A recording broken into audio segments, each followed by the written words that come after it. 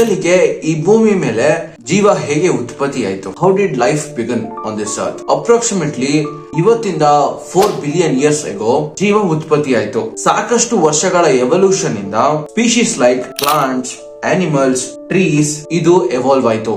And ಇವತ್ತು ಏನೆಲ್ಲ exist ಮಾಡುತ್ತೆ ಲೈಕ್ ಪ್ಲಾಂಟ್ಸ್ ಆಗ್ಲಿ, ಟ್ರೀಸ್ ಆಗ್ಲಿ, ಅಂಡ್ ಎಲ್ಲಾ ಕ್ರೀಚರ್ಸ್ ಈ ಎವಲ್ಯೂಷನ್ ದೇ ಪಾರ್ಟ್. ಈ ಎಲ್ಲಾ ಜೀವರಾಶಿಗಳ ನಡುವೆ ಒಂದು ಸ್ಪೆಸಿಫಿಕ್ ಸ್ಪೀಶಿ ಇದೆ, ದಟ್ ಈಸ್ ಹೋಮೋಸೇಪಿಯನ್ಸ್. ಹೋಮೋಸೇಪಿಯನ್ಸ್ ಬಂದು ಹ್ಯೂಮನ್ಸ್.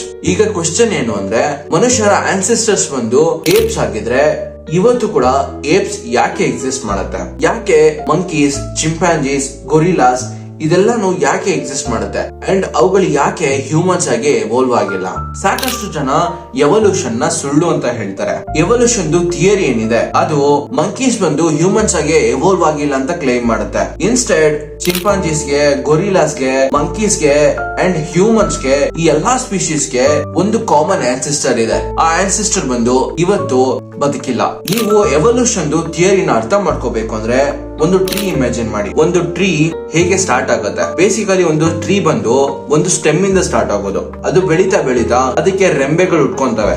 ಆಗ ಆ ರೆಂಬೆಗಳಿಗೆ ಕೊಂಬೆಗಳು ಬರೋದಕ್ಕೆ ಸ್ಟಾರ್ಟ್ ಆಗುತ್ತೆ. ಆ ರೆಂಬೆ ಕೊಂಬೆದು ಟಿಪ್ ಏನಿರುತ್ತೆ, ದ ಎಂಡ್ ಪಾಯಿಂಟ್. ಆ ಎಂಡ್ ಪಾಯಿಂಟ್ ಇವತ್ತಿನ ಲಿವಿಂಗ್ ಸ್ಪೀಶೀಸ್. 1859 ಅಲ್ಲಿ ಚಾರ್ಲ್ಸ್ ಡಾರ್ವಿನ್ ಒಂದು ಬುಕ್ ಬರೀತಾರೆ ನ್ಯಾಚುರಲ್ ಸೆಲೆಕ್ಷನ್ ಮೇಲೆ. ಆ ಬುಕ್ ಅಲ್ಲಿ ಈ talks about origin of species. Natural selection ಅಂದ್ರೆ ಯಾವಾಗ ರೀಪ್ರೊಡಕ್ಷನ್ ಆಗುತ್ತಲ್ಲ, ಆನಿಮಲ್ಸ್ ಅಲ್ಲಿ, ಪ್ಲಾಂಟ್ಸ್ ಅಲ್ಲಿ, ಟ್ರೀಸ್ ಅಲ್ಲಿ, ಹ್ಯೂಮನ್ಸ್ ಅಲ್ಲಿ ರೀಪ್ರೊಡಕ್ಷನ್ ಆದಾಗ ಜೀನ್ಸ್ ಬಂದು ಒಂದು ಜನರೇಷನ್ ಇಂದ ಇನ್ನೊಂದು ಜನರೇಷನ್ ಗೆ ಪಾಸ್ ಆಗುತ್ತೆ.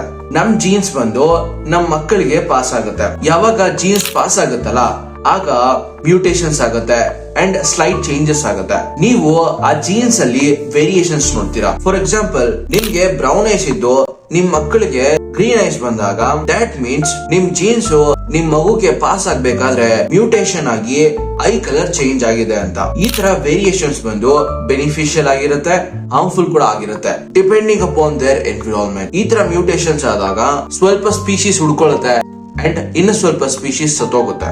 ಈ ಪ್ರೊಸೆಸ್ ನ ನ್ಯಾಚುರಲ್ ಸೆಲೆಕ್ಷನ್ ಅಂತ ಕರೀತಾರೆ.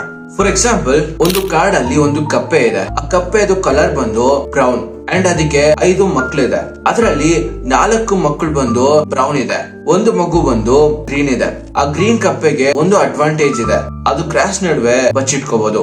ಒಂದಿನ ಒಂದು ಹಾವು ಬಂದು ಆ 4 ಬ್ರೌನ್ ಫ್ರಾಗ್ಸ್ ನ ತಿನ್ಬಿಡುತ್ತೆ. ಇನ್ನೂ ಒಂದು ಕಪ್ಪೆ ಇರುತ್ತಲ್ಲ ಗ್ರೀನ್ ಕಲರ್ ಫ್ರಾಗ್, ಅದು ಸರ್ವೈವ್ ಮಾಡುತ್ತೆ, ಅದು ಎಸ್ಕೇಪ್ ಆಗ್ಬಿಡುತ್ತೆ because of that colour. And ಆ ಕಪ್ಪೆ ಅದ್ರ ಜನರೇಷನ್ ನ ಕಂಟಿನ್ಯೂ ಮಾಡುತ್ತೆ. ಇಲ್ಲಿ ಚಾರ್ಲ್ಸ್ ಡಾರ್ವಿನ್ ಬಂದು ಒಂದು ಟರ್ಮ್ ನ ಯೂಸ್ ಮಾಡ್ತಾರೆ, ಸರ್ವೈವಲ್ ಆಫ್ ಫಿಟೆಸ್ಟ್. ಅಂದ್ರೆ ಆ ಪರ್ಸನ್ ಆಗ್ಲಿ ಇಲ್ಲ ಒಂದು ಸ್ಪೀಶಿ ಆಗ್ಲಿ ಅವರು ಸುತ್ತಲೂ ಇರೋ ಎನ್ವಿರಾನ್ಮೆಂಟ್ ಮಧ್ಯ ಅವರು ಫಿಟ್ ಆಗ್ಬೇಕು, including temperature, climate, plants, animals ಇದ್ರೆಲ್ಲರ ನಡುವೆ ಆ ಸ್ಪೀಶಿ ಬಂದು ಫಿಟ್ ಆಗ್ಬೇಕು. ಟೈಮ್ ಜೊತೆಯಲ್ಲಿ ಇದು ಚೇಂಜ್ ಆಗ್ತಾ ಹೋಗುತ್ತೆ. ಡೈನೋಸರ್ ಎರಾ ಅಲ್ಲಿ ಡೈನೋಸರ್ಸ್ ತುಂಬಾ ದೊಡ್ಡದಾಗೆ ಎವಾಲ್ವ್ ಆಗ್ತಾ ಇತ್ತು ಅಂಡ್ ಸಾಕಷ್ಟು ಡೈನೋಸರ್ಸ್ ಚಿಕ್ಕದಾಗೆ ಉಳಿದ್ಬಿಡುತ್ತೆ. ಈ ದೊಡ್ಡ ಡೈನೋಸರ್ಸ್ ಏನಿದ್ವು ಅವುಗಳ ಎನಿಮೀಸ್ ಇಂದ ಅವುಗಳ ನಾವು ಪ್ರೊಟೆಕ್ಟ್ ಮಾಡ್ಕೊಳ್ಳುತ್ತೆ. ಯಾವಾಗ ಊಟ ಕಡಿಮೆ ಇತ್ತಲ್ಲ ಆಗ ಡೈನೋಸರ್ಸ್ ಅವುಗಳ ಶೇಪ್ ನ ಚಿಕ್ಕದ್ ಮಾಡ್ಕೊಂತವೆ, ಊಟದ್ದು ಕ್ವಾಂಟಿಟಿ ಏನಿತ್ತು ಅದನ್ನ ಇನ್ಕ್ರೀಸ್ ಮಾಡೋದಕ್ಕೆ. ಈ ತರ ಫಿಟ್ ಆಗೋ ಕಾರಣದಿಂದ ಸಾಕಷ್ಟು ಡೈನೋಸರ್ಸ್ ತುಂಬಾ ದೊಡ್ಡದಾಗೆ ಎವಾಲ್ವ್ ಆಗ್ತಾ ಇತ್ತು ಅಂಡ್ ತುಂಬಾ ಚಿಕ್ಕದಾಗೆ ಕೂಡ ಎವಾಲ್ವ್ ಆಗ್ತಾ ಇತ್ತು. ಸಿಮಿಲರ್ಲಿ ಸಾಕಷ್ಟು ಸ್ಪೀಶೀಸ್ ತಮ್ಮ ಮೈ ಮೇಲೆ ತುಂಬಾ ಕೂದಲಿರೋ ತರ ಎವಾಲ್ವ್ ಆಗ್ತವೆ. ಅವುಗಳು ತಮ್ಮನ್ನ ವಿಂಟರ್ಸ್ ಇಂದ ಪ್ರೊಟೆಕ್ಟ್ ಮಾಡ್ಕೊಳ್ಳೋದಿಕ್ಕೆ, ವಿಂಟರ್ಸ್ ಅಲ್ಲಿ ಅವುಗಳು ಬಾಡಿನ ಹೀಟ್ ಆಗಿ ಇಟ್ಕೊಳ್ಳೋದಿಕ್ಕೆ, like polar bears. On the other hand ಸಾಕಷ್ಟು ಸ್ಪೀಶೀಸ್ ಅವುಗಳ ಮೈ ಮೇಲೆ ಕಡಿಮೆ ಕೂದಲಿರೋ ತರ ಎವಾಲ್ವ್ ಆಗ್ತವೆ. ಇದರಿಂದ ಅವುಗಳು ಸಮ್ಮರ್ ಅಲ್ಲಿ ಸ್ವೆಟ್ ಮೂಲಕ ಬಾಡಿಯಲ್ಲಿದ್ದ ಹೀಟ್ ನ ಹೊರಗಾಗ್ತಾ ಇದ್ವು. ಈಗ ನಮ್ಗೆ ಎವಲ್ಯೂಷನ್ ಹೇಗಾಯ್ತು ಅಂತ ಅರ್ಥ ಆಯ್ತು. ನಾವು ಟೈಮ್ ಅಲ್ಲಿ ಹಿಂದೆ ಹೋದ್ರೆ we will find a common ancestor for every species. Humans, monkeys, buffaloes, cows, trees, plants ಈ ಎಲ್ಲಾ ಸ್ಪೀಶೀಸ್ ಗೆ ಒಂದು ಕಾಮನ್ ಆನ್ಸೆಸ್ಟರ್ ಇದೆ. ಅಪ್ರಾಕ್ಸಿಮೇಟ್ಲಿ 4 ಬಿಲಿಯನ್ ಇಯರ್ಸ್ ಎಗೋ ಭೂಮಿ ಬಂದು ತುಂಬಾ ಡಿಫ್ರೆಂಟ್ ಆಗಿತ್ತು. ಆ ಟೈಮ್ ಅಲ್ಲಿ ಯಾವುದೇ ತರ ಕಾಂಟಿನೆಂಟ್ಸ್ ಇದ್ದಿಲ್ಲ, ಭೂಮಿ ಫುಲ್ ನೀರಿಂದ ಕವರ್ ಆಗಿತ್ತು.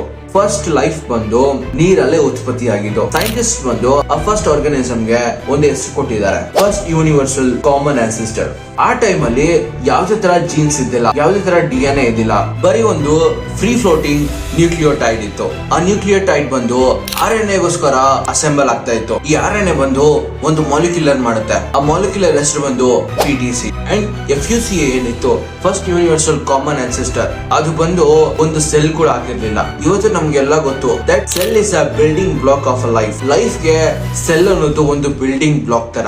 ಇದನ್ನ ಕೇಳಿದಾದ್ಮೇಲೆ you might have a question, FUCA ಒಂದು ಸೆಲ್ ಕೂಡ ಆಗಿರ್ಲಿಲ್ಲ ಅಂದ್ರೆ was it living or non living? ಇದನ್ನ ಅರ್ಥ ಮಾಡ್ಕೊಳ್ಳೋದಿಕ್ಕೆ ಒಂದು ವೈರಸ್ ನ ಇಮ್ಯಾಜಿನ್ ಮಾಡ್ಕೊಳ್ಳಿ. ಒಂದು ವೈರಸ್ ಬಂದು ಲಿವಿಂಗ್ ಥಿಂಗು ಅಲ್ಲ, ನಾನ್ ಲಿವಿಂಗ್ ಥಿಂಗು ಅಲ್ಲ.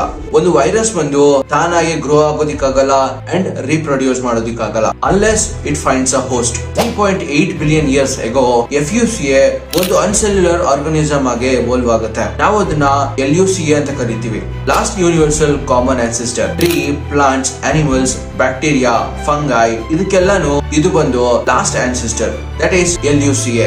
ಸೈಂಟಿಸ್ಟ್ ಬಿಲೀವ್ ಮಾಡೋ ಪ್ರಕಾರ ಯೂಕ್ಯಾರಿಯೋಟಿಕ್ ಮೈಕ್ರೋಬ್ ಜೊತೆಯಲ್ಲಿ ಒಂದು ಸೆಲ್ ಮೆಮೊರಿನ್ ಇರಬೇಕು. ಯೂಕ್ಯಾರಿಯೋಟಿಕ್ ಗೆ ಸೆಲ್ ಅಲ್ಲಿ ಒಂದು ಪ್ರಾಪರ್ ನ್ಯೂಕ್ಲಿಯರ್ ಇರುತ್ತೆ, ಅದೇ ಪ್ರೋಕ್ಯಾರಿಯೋಟಿಕ್ ಗೆ ಪ್ರಾಪರ್ ನ್ಯೂಕ್ಲಿಯರ್ ಇರೋದಿಲ್ಲ. ಸೈಂಟಿಸ್ಟ್ ಎಸ್ಟಿಮೇಟ್ ಮಾಡಿದ್ದಾರೆ that last universal common ancestor ಅಲ್ಲಿ 355 ಜೀನ್ಸ್ ಇದೆ ಅಂತ. ಅಂಡ್ ಈ 355 ಜೀನ್ಸ್ ಏನಿದೆ ಇದು ಎಲ್ಲಾ ಆರ್ಗನಿಸಮ್ಸ್ ಅಲ್ಲಿ ಕಾಣಿಸ್ಕೊಳ್ಳುತ್ತೆ. ಜುಲೈ 2016 ವಿಲಿಯಂ ಮಾರ್ಟಿನ್ ಇವರು ಒಂದು ಡಿಸ್ಕವರಿ ಮಾಡ್ತಾರೆ. ಡಿಸ್ಕವರಿಗಿಂತ 4 ತಿಂಗಳು ಮುಂಚೆ ಸೈಂಟಿಸ್ಟ್ ಗಳು ಚಿಕ್ಕದು ಸಿಂಥೆಟಿಕ್ ಸೆಲ್ ನ ಕ್ರಿಯೇಟ್ ಮಾಡ್ತಾರೆ. ಅಂಡ್ ಆ ಸಿಂಥೆಟಿಕ್ ಸೆಲ್ ಏನಿತ್ತು ಅದು ತಾನಾಗೆ ಸರ್ವೈವ್ ಮಾಡ್ತಾ ಇತ್ತು ಅಂಡ್ ರೀಪ್ರೊಡ್ಯೂಸ್ ಕೂಡ ಮಾಡ್ತಾ ಇತ್ತು ಲ್ಯಾಬೊರೇಟರಿಯಲ್ಲಿ. ಅಂಡ್ ಆ ಸಿಂಥೆಟಿಕ್ ಸೆಲ್ ಅಲ್ಲಿ 473 ಜೀನ್ಸ್ ಇತ್ತು. ಬಟ್ ಲೂಕಾ ಅಲ್ಲಿ ಬರೀ 355 ಜೀನ್ಸ್ ಇದ್ದು. ಸೊ ಲೂಕಾ ಬಂದು ಆಫ್ ಅಲೈವ್ ಅಂತ ಕ್ಲಾಸಿಫೈಡ್ ಆಗಿದೆ and not properly living. And scientist believe ಮಾಡೋ ಪ್ರಕಾರ ಇವತ್ತು ನಾವೇನೆಲ್ಲ ವೈರಸ್ ಗಳು ನೋಡ್ತೀವಿ, ಆ ವೈರಸ್ ಬಂದು ಲೂಕಾಗಿಂತ ಮುಂಚೆ ಎವಾಲ್ವ್ ಆಗಿರುತ್ತೆ, ಇಲ್ಲಾಂದ್ರೆ ಲೂಕಾ ಜೊತೆಯಲ್ಲಿ ಎವಾಲ್ವ್ ಆಗ್ತಾ ಇರುತ್ತೆ ಅಂತ ಬಿಲೀವ್ ಮಾಡ್ತಾರೆ. From the very beginning virus ಗಳಂತೂ ತುಂಬಾ ಕ್ರೂಷಿಯಲ್ ರೋಲ್ ಪ್ಲೇ ಮಾಡಿದೆ ಎವಲ್ಯೂಷನ್ ಅಲ್ಲಿ. And COVID-19 was the black ship of virus family. LUCA ಬಂದು ಒಂದು ಸೆಲ್ ಡಿವಿಷನ್ ಜೊತೆಯಲ್ಲಿ ರೀಪ್ರೊಡ್ಯೂಸ್ ಮಾಡೋದಕ್ಕೆ ಸ್ಟಾರ್ಟ್ ಮಾಡುತ್ತೆ ಅಂಡ್ ಎವಲ್ಯೂಷನ್ ಸ್ಟಾರ್ಟ್ ಆಗುತ್ತೆ. ಸಾಕಷ್ಟು ಮಿಲಿಯನ್ ಇಯರ್ಸ್ ಆದ್ಮೇಲೆ ಲೂಕಾ ಎರಡಾಗಿ ಡಿವೈಡ್ ಆಗುತ್ತೆ. ಬ್ಯಾಕ್ಟೀರಿಯಾ ಅಂಡ್ ಆರ್ಕಿಯಾ, ಈ ಎರಡು ಮಾಲಿಕ್ಯುಲರ್ ಆರ್ಗನಿಸಮ್ಸ್ ಬಂದು ತುಂಬಾ ಸಿಮಿಲರ್ ಆಗಿತ್ತು. ಅವುಗಳು ಬರೀ ಸೆಲ್ ವಾಲ್ ಅಲ್ಲಿ ಮತ್ತೆ ಪ್ಲಾಸ್ಮಾ ಮೆಮೊರಿನ್ ಅಲ್ಲಿ ಸ್ಲೈಟ್ ಆಗಿ ಡಿಫರ್ ಆಗ್ತಾ ಇತ್ತು. ಸಾಕಷ್ಟು ಬಿಲಿಯನ್ ಇಯರ್ಸ್ ಆದ್ಮೇಲೆ ಒಂದು ಸ್ಪೆಷಲ್ ಬ್ಯಾಕ್ಟೀರಿಯಾ ಎಮರ್ಜ್ ಆಗೋದಕ್ಕೆ ಸ್ಟಾರ್ಟ್ ಆಗುತ್ತೆ. ಅಂಡ್ ಆ ಬ್ಯಾಕ್ಟೀರಿಯಾ ಬಂದು ಸ್ಯಾನೋ ಬ್ಯಾಕ್ಟೀರಿಯಾ ಆಗಿ ಎವಾಲ್ವ್ ಆಗುತ್ತೆ. ಅಂಡ್ ಇದೇ ಫಸ್ಟ್ ಬ್ಯಾಕ್ಟೀರಿಯಾ. ಈ ಬ್ಯಾಕ್ಟೀರಿಯಾ ಇಂದಾನೆ ಫೋಟೋಸಿಂಥಸಿಸ್ ಸ್ಟಾರ್ಟ್ ಆಗಿದ್ದು. ಅಂಡ್ ಈ ಬ್ಯಾಕ್ಟೀರಿಯಾ ಬಂದು ಸನ್ಲೈಟ್ ನ ಎನರ್ಜಿ ಜನರೇಟ್ ಮಾಡೋದಕ್ಕೆ ಯೂಸ್ ಮಾಡ್ತಾ ಇತ್ತು. ಅಂಡ್ ವಾಟರ್ ಬಂದು ಫ್ಯೂಲ್ ತರ ಯೂಸ್ ಮಾಡ್ತಾ ಇತ್ತು. ಅಂಡ್ ಎಂಡ್ ಪ್ರಾಡಕ್ಟ್ ಬಂದು ಆಕ್ಸಿಜನ್ ಆಗಿತ್ತು. ಯಾವಾಗ ನೀರಲ್ಲಿ ಸಾಕಷ್ಟು ಸ್ಯಾನೋ ಬ್ಯಾಕ್ಟೀರಿಯಾ ಫೋಟೋಸಿಂಥಸಿಸ್ ಮಾಡೋದಕ್ಕೆ ಸ್ಟಾರ್ಟ್ ಮಾಡುತ್ತಲ್ಲ, ಆಕ್ಸಿಜನ್ ಜಾಸ್ತಿ ರಿಲೀಸ್ ಆಗ್ಬಿಡುತ್ತೆ. ಈ ಇವೆಂಟ್ ನ ದ ಗ್ರೇಟ್ ಆಕ್ಸಿಜನೇಟಿಂಗ್ ಇವೆಂಟ್ ಅಂತ ಕರೀತಾರೆ. ಅಂಡ್ ಈ ಇವೆಂಟ್ ಬಂದು 2 ಬಿಲಿಯನ್ ಇಯರ್ಸ್ ಎಗೋ ಆಗಿದ್ದು. ಆದ್ರೆ ಎವಲ್ಯೂಷನ್ ಇನ್ನೊಂದು ಸ್ಟೆಪ್ ಮೇಲೆ ಹೋಗ್ಬೇಕಾಗಿತ್ತು, DNA ನ ಸ್ಟ್ರಾಂಗ್ ಮಾಡೋದಕ್ಕೆ ಅಂಡ್ ಅದನ್ನ ಪ್ರೊಟೆಕ್ಟ್ ಮಾಡ್ಕೊಳ್ಳೋದಕ್ಕೆ. And this led to formation of nucleus. Nuclear ಅಲ್ಲಿ DNA ತುಂಬಾ ಪ್ರೊಟೆಕ್ಟಿವ್ ಆಗಿರುತ್ತೆ. ಸೆಕೆಂಡ್ಲಿ, ಮಿಲಿಯನ್ ಇಯರ್ಸ್ ಆದ್ಮೇಲೆ ನ್ಯೂಕ್ಲಿಯರ್ದು ಹೊರಗಿನ ಭಾಗ ಏನಿದೆ ಅದ್ರ ಮೇಲೆ ನಾವು ಎವಲ್ಯೂಷನ್ ನೋಡ್ತೀವಿ ಸೈಟೋಪ್ಲಾಸ್ಮಾ ಅಲ್ಲಿ. And some type of cyanobacteria turned into a chloroplast. ಇದರಿಂದಾನೆ ಟ್ರೀಸ್ ಮತ್ತೆ ಪ್ಲಾಂಟ್ಸ್ ಫೋಟೋಸಿಂಥಸಿಸ್ ಮಾಡಕ್ಕಾಗೋದು. And this was the birth of plant kingdom. On the other hand, atmosphere ಅಲ್ಲಿ ಆಕ್ಸಿಜನ್ ಕಂಟೆಂಟ್ ಜಾಸ್ತಿ ಇರೋದ್ರಿಂದ ಒಂದು ಏನ್ಷಿಯಂಟ್ ಬ್ಯಾಕ್ಟೀರಿಯಾ ಈ ಆಕ್ಸಿಜನ್ ನ ಯೂಸ್ ಮಾಡೋಣ ಅಂತ ಡಿಸೈಡ್ ಮಾಡುತ್ತೆ. ಅಂಡ್ ಇಲ್ಲಿಂದನೇ ಏರೋಬಿಕ್ ರೆಸ್ಪಿರೇಷನ್ ಸ್ಟಾರ್ಟ್ ಆಗೋದು. ಬೇರೆ ಒಂದು ಆರ್ಕಿಯಲ್ಲಿ ಬ್ಯಾಕ್ಟೀರಿಯಾ ಎವಾಲ್ವ್ ಆಗೋದಕ್ಕೆ ಸ್ಟಾರ್ಟ್ ಆಗುತ್ತೆ, ಒಂದು ಮೈಟೋಕಾಂಡ್ರಿಯಾನ ಫಾರ್ಮ್ ಮಾಡೋದಕ್ಕೆ. ಇವತ್ತು ಮೈಟೋಕಾಂಡ್ರಿಯಾ ಬಂದು ಒಂದು ಸೆಲ್ದು ಪವರ್ ಹೌಸ್ ಅಂಡ್ ಯೂಕ್ಯಾರಿಯೋಟ್ಸ್ ಒಂದು ಇಂಪಾರ್ಟೆಂಟ್ ಎಲಿಮೆಂಟ್. ಅಂಡ್ ಲೇಟರ್ ಈ ಯೂಕ್ಯಾರಿಯೋಟ್ಸ್ ಬಂದು 3 ಸಬ್ ಬ್ರಾಂಚಸ್ ಆಗಿ ಸ್ಪ್ಲಿಟ್ ಆಗುತ್ತೆ: animal kingdom, fungi kingdom, algae kingdom. ಇಲ್ಲಿ ನೀವು 3 ಲೈಫ್ ಸ್ಟಾರ್ಟ್ ಆಗ್ತಾ ಇರೋದನ್ನ ವಿಜುವಲೈಸ್ ಮಾಡಬಹುದು. ಆ 3 ಬಂದು ಬ್ಯಾಕ್ಟೀರಿಯಾ, ಯೂಕ್ಯಾರಿಯೋಟ್ಸ್ ಅಂಡ್ ಆರ್ಕಿಯಾ. ಅಂಡ್ ಯೂಕ್ಯಾರಿಯಾ ಬಂದು ಪ್ಲಾಂಟ್ಸ್, ಅನಿಮಲ್ಸ್, ಫಂಗೈ, ಆಲ್ಗಿ ಈ ತರ ಬ್ರಾಂಚ್ ಆಗುತ್ತೆ. ಇವತ್ತು ಕೂಡ ಹ್ಯೂಮನ್ ಬಾಡಿಯಲ್ಲಿ 39 ಟ್ರಿಲಿಯನ್ ಮೈಕ್ರೋಬ್ಸ್ ಇದೆ, ಬರೀ 43% ಆಫ್ ಸೆಲ್ಸ್ ಇರೋದು. ಅಂಡ್ ಉಳಿದಿದ್ದು ಬರೀ bacteria, virus, fungi and archaea cells. So that's a wrap on this video. ನಾನು Praveen, AK Roy Praveen signing off. But in the next video, bye, peace.